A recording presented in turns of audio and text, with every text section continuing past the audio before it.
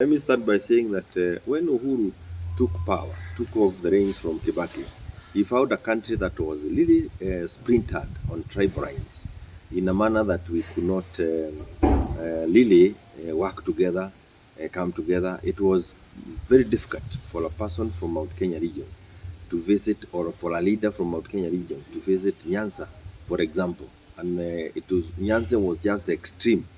There are very many other communities that would have looked at a leader from Mount Kenya and with disdain.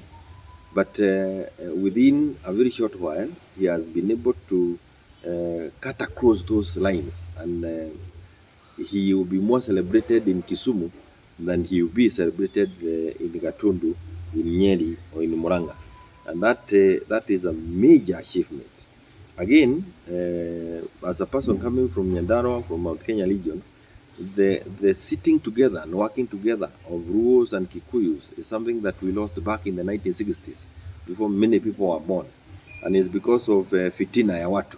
And he was able again to go over those lines, reach out to the former Prime Minister, Raila Amolo Odinga, our presidential candidate for Azimio, and he's been able to bring these two communities together.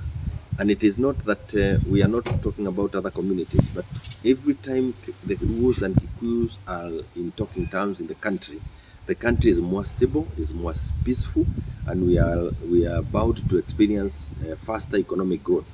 This is it's something that we will remember him for, and I can tell you it is something that those of us who will be left behind, we really want to work on and to cherish. We must take it to the next level, either through Azmio or through any other engagement that we get. Of course, in terms of development, he has achieved much more than anything many of us never expected. He has achieved development that more than all the presidents put together since 1963. And he has opened up this country to very many other investors across the world. On the international platform, remember, Kibaki was not able to travel outside the country as much as Uhuru has done. And in his traveling, he has again re-established our place and in the international community, gotten into very many bilateral relationships with other countries, and it means that our young people have more opportunities that will be availed to them by the international community in the coming days, because things grow, into fruition, later in life. It is not when you are there. It is later that those who are left behind benefit from what you did while you were in office. And these are things that we will remember Uhuru for, and we really want to thank God that he gave us Uhuru at that time.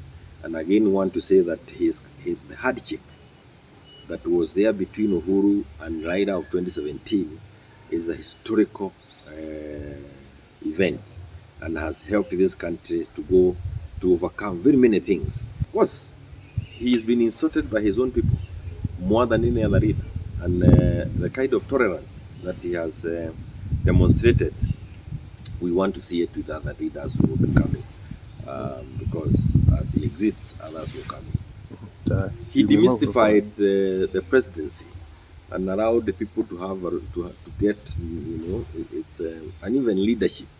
He made it easy. He made it nearer the people. In fact, his approach to leadership is what is allowing younger people to try their luck into leadership, because he demystified it. He made it known to others that you can be a leader. You don't have to. There is nothing so special with you being a leader. It is really a responsibility that has been given to you. And that is why it is now easy to be in the leadership, out of leadership. Life continues. Leadership is still part of life. Of course, other than for the security detail that is thrown around him, I'm sure he would have been even more social, and he would have done much more than it was. And even in his style of clothing, it is not the Kabur way, which we had gotten from the colonialist. He's made it easy in many ways. Using your language, your mother tongue, all the time makes it easy for you to communicate and to get nearer the people. And this is a gift that he used very well, a gift that very many, almost every other leader now has taken after him across the country. You'll find the people asking him to talk to them in Kikuyu as opposed to English or Kiswahili. Every time he would go to Sagana, or even when he was in gatherings that were purely Kikuyu, it is actually the gathering that would ask of him to speak in the mother tongue. But what was also important is that every time he was told that he would say, you start by qualifying. What I tell you in Kikuyu is what I will say in Kiswahili, is what I will say in English.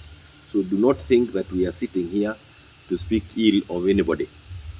And in any case, in the times the times that you are in, you can no longer think that you can hide anything from people. So that also endeared him. But he is also very good in Kikuyu, just like his father. He has very good Kikuyu.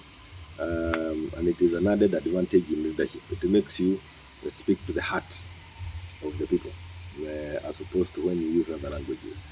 But it's a gift that must be used very, very carefully, so that you never use it to plot against anybody else. That we have seen. And we have video clips of people using their mother tongue while they are plotting against us.